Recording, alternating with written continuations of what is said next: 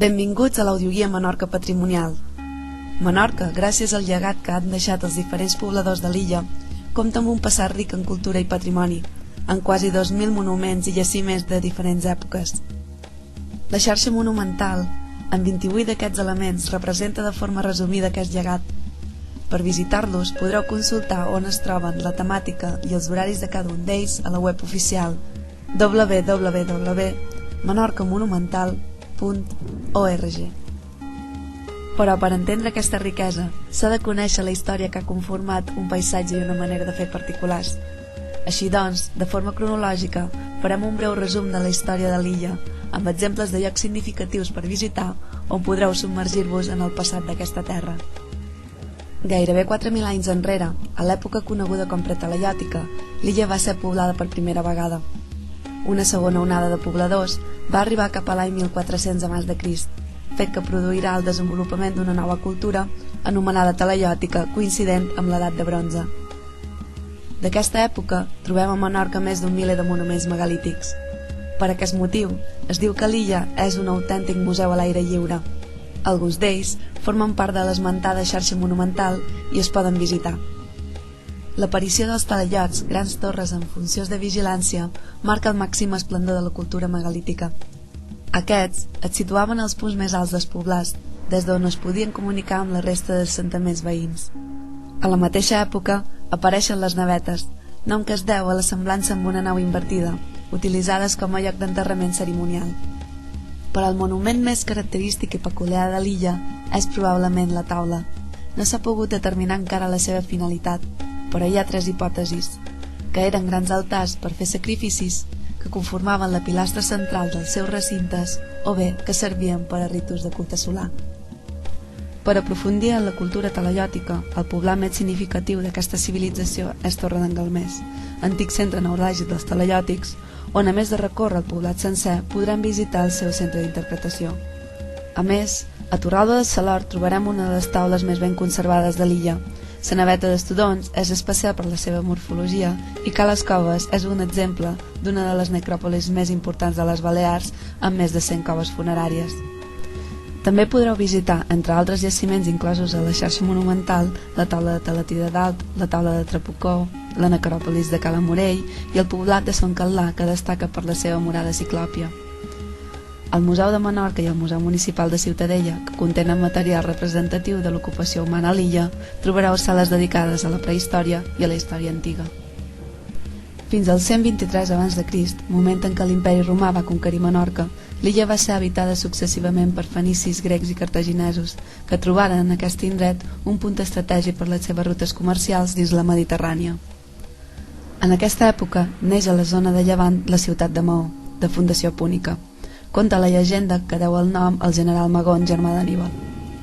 Per altra banda, a la zona de Ponent neix la ciutat de Ciutadella, fundada per grecs, fenicis i cartaginesos, llavors coneguda amb el nom de Hamma. La dominació romana es perllongà fins l'any 902. D'aquesta època trobem vestigis com la basílica paleocristiana dels Fornars de Torelló, la de Sant Bou, la del cap d'esport de Forners i les restes de la ciutat romana de Sanitja al cap de Capelleria. Tots aquests elements patrimonials també es poden visitar. Després de diversos saquejos dels vàndals, el poble musulmà envaeix l'illa, fet que marca una nova fita per al poble menorquí en passar a dependre del califat de Còrdova. D'aquesta època queden les runes del castell de Sant Àgueda de Ferreries i molts topònims de llocs o antigues alqueries, com per exemple les que duen el prefix vini o son, que volien dir fill de o casa de. El 17 de gener de 1287, les tropes catalanes comandades per Alfons el Liberal, després de desembarcar al port de Maó, entren a Ciutadella i conquereixen l'illa, que s'incorporarà a la corona catalano-aragonesa. Poc després, els musulmans que encara resistien assetjats al castell de Sant Àgueda rendien les seves armes. L'illa es repobla en gent vinguda fonamentalment de les comarques de l'Empordà i el rei concedeix títols nobiliaris i terres als victoriosos. S'instauren així a l'illa una classe noble dominant i el clergat, especialment a Ciutadella, que n'era la capital, on es construeix l'església de Santa Maria, ara catedral, damunt la mesquita existent, de la qual encara queden 2 minarets. A partir d'aquest moment, neixen les poblacions d'Es Mercadal, Ferreries i Alaior. S'estableixen així diferents nuclis urbans entre Maó i Ciutadella. que aglutinen la població que fins aleshores vivia de forma disseminada a les alqueries. Per construir les seves cases, els nous habitants utilitzen la pedra de marès que es treuen del mateix lloc on edificaran l'habitatge, per la qual cosa moltes d'aquestes cases tenen soterrani. També s'extreu el marès de pedreres pròximes a la ciutat. Per aprendre més coses sobre el marès i la seva extracció, podem visitar les pedreres de Sostal, incloses en la xarxa Menorca Monumental. Apareixen per primera vegada les parets seques tan característiques del camp menorquí, que s'utilitzaven per dividir les terres entre els nous pobladors. La particularitat d'aquestes és que es construeixen sense cap tipus d'argamassa, de manera que les pedres s'aguanten unes amb les altres. Amb aquesta mateixa tècnica, que s'ha utilitzat fins a l'actualitat, també veurem barraques i posts de bestiar. És al segle XIV que neixen a Ciutadella les festes populars d'origen religiós, on el protagonista és el cavall. Aquestes són unes festes molt especials i formen part del patrimoni cultural de l'illa. Es poden viure a qualsevol de les poblacions de juny a setembre. A Menorca hi ha una gran tradició al voltant del cavall de raça menorquina, dels pocs cavalls totalment negres que es conserven a Europa. En èpoques posteriors, l'illa passa per moments difícils arran de les freqüents invasions i saquejos per part dels pirates turcs. Famós és el desembarc de Barbarossa el 1535 a Maó, així com l'assalt dels turcs a Ciutadella el 1558, que des d'aleshores és conegut com l'any de la desgràcia pels estralls causats en aquesta ciutat. D'aquests incidents existeixen moltes històries populars i cançons que en fan menció, que també formen part del patrimoni cultural. Els menorquins, per protegir-se, fortificaven algunes cases de camp o llocs amb petites torres rectangulars on els pagesos resistien durant els saquejos. D'aquesta època són també algunes talaies costaneres que es comunicaven entre elles per mitjà de senyals de foc. Als pobles, la gent s'amagava a les esglésies, per la qual cosa algunes d'elles tenen aspecte de fortificació, ja que varen reforçar els contraforts per fer-les més segures com a refugi. Com a exemple tenim la catedral de Menorca Ciutadella o l'església de Santa Eulàlia de Alaior. Així mateix, al segle XVI, els espanyols construeixen el castell de Sant Felip per defensar la bocana del port de Maó dels corsaris. I al final del segle XVII neix el pintoresc poble de pescadors de Fornells, construït al voltant del castell de Sant Antoni. D'aquesta fortificació avui hi queden encara vestigis que es poden visitar. L'època de major esplendor i més riquesa cultural va ser probablement el segle XVIII, període en què Menorca passa per 3 vegades a mans britàniques, a més de patir una breu dominació francesa i una espanyola. A aquests quasi 100 anys de dominació anglesa es varen crear moltes infraestructures que encara s'utilitzen en l'actualitat, com el camí d'en Kane, aleshores governador de l'illa, que unia Maó amb Ciutadella. El port de Maó adquireix importància com a aturada comercial dins la Mediterrània, circumstància que va fer enriquir la ciutat i va fer aparèixer una burgesia benestant que agafa força en detriment de la noblesa i el clergat, classes dominants fins a aquell moment. D'altra banda, també durant la dominació britànica, Maó passa a ser la capital de Menorca. Per protegir el port, es fan alçar diverses fortificacions de defensa, com el Fort Marlborough, que s'inclou en la xarxa monumental. Així mateix, els britànics amplien el castell de Sant Felip i el converteixen en una de les fortificacions més importants d'Europa. És destruïda posteriorment pels espanyols. Les restes d'aquesta fortificació s'han convertit en un centre museístic on es programen visites en les quals es fa una recreació de l'època. Al voltant d'aquesta fortificació neix el poble d'Escastell, enclavament establert pels anglesos amb el nom de Georgetown, i on vivien les famílies dels constructors de l'ampliació del castell de Sant Felip. Del pas dels britànics per l'illa podem veure algunes reminiscències arquitectòniques en determinats pobles i cases de camp, com ara les finestres de guillotina, el color vermell amb línies blanques d'algunes façanes, o els boïnders de l'anglès bow window, o balconades vidriades, entre altres trets típics de la cultura britànica del moment.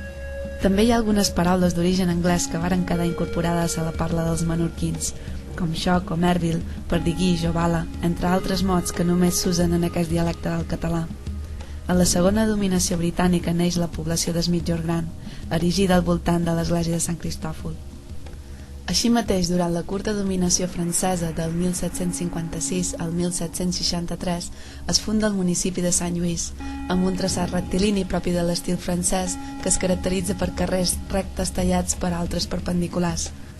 És en aquest moment quan, segons conta el llegendari popular, el duc de Richelieu popularitza una salsa que curiosament va provar a terres menorquines, que durà el nom de maionesa.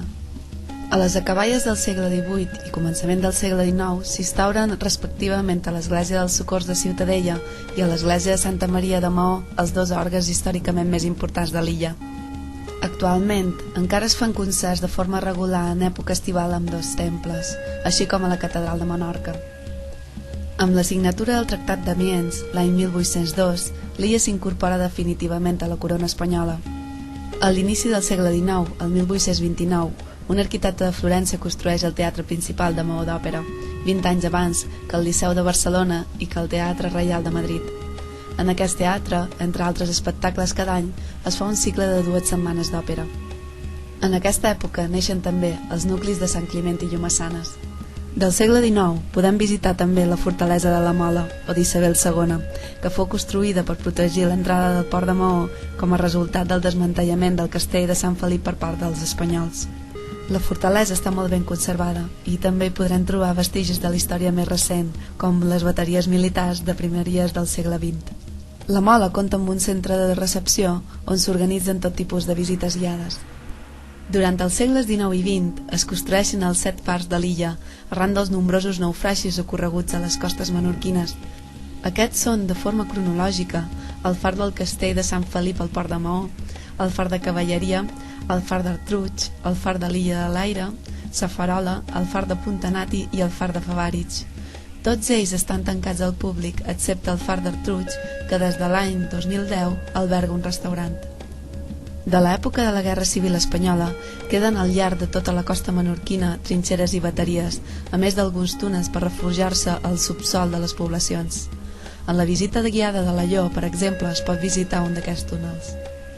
També entre els segles XIX i XX, la industrialització canvia la manera de treballar a l'illa i apareixen la indústria tèxtil, la dels motors, la del calçat i la dels moneders de plata que exportaven les seves mercaderies fora de Menorca.